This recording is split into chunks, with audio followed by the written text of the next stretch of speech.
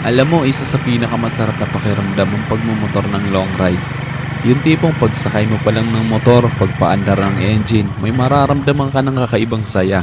Dahil kapag nagmumotor ka sa mahabang biyahe, talagang nakakawala ng stress at ma-appreciate mo pa ang ganda ng mundo. Yung tipong habang nagmumotor ka, masasabi mo na lang sa sarili mo na, wow, ang sarap palang mabuhay. Ang ganda pala ng mundo. Lalo na kapag ang patakbo mo yung chill lang, yung ini-enjoy mo lang talaga ang moment. Madami kasi tayo kanya-kanyang problema sa buhay. Pero kapag nagmumotor ka na, makakalimutan mong problema mo. Lalo na kapag maganda ang view, maganda ang kalsada, tapos hindi mo namamalayan, nagkakaroon ka na pala ng positive mindset dahil magaan ang pakiramdam mo eh. Kaya kapag stress ka na, kailangan mo lang din talaga minsan ng mahabang biyahe bilang isang pahinga eh. Ang weird no? Kasi nakakapagod magmotor pero ito yung pahinga ng gustong-gusto ng marami. Pero sasabihin ko sa'yo, hindi katawan ng napapahinga